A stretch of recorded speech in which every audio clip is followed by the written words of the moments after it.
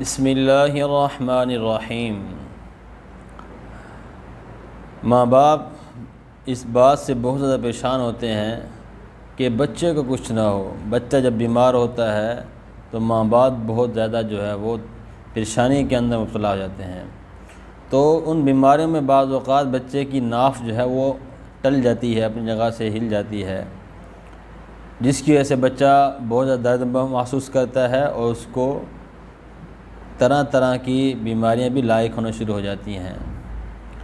تو ان حضرات کے لیے ایک بہترین وظیفہ ہے۔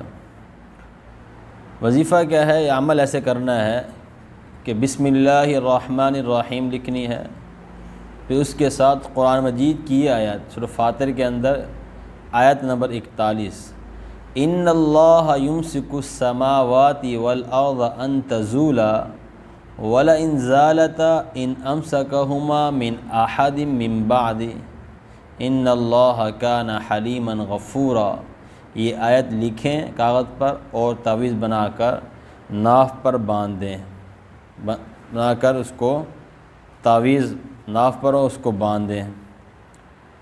انشاءاللہ اس کی تعویذ کی برکت سے وہ ناف اپنی جگہ پر آ جائے گی۔ اگر یہ تعویذ بندھا رہے گا، جس بچے کی بار بار ناف ٹل جاتی ہے، تو اس کو تعویذ بندھا رہنے دیں، تو اس تعویذ کی برکت کی وجہ سے، اس قرآن کی آیت کی برکت کی وجہ سے وہ ناف دوبارہ وہ نہیں ٹلے گی۔ السلام علیکم ورحمۃ اللہ۔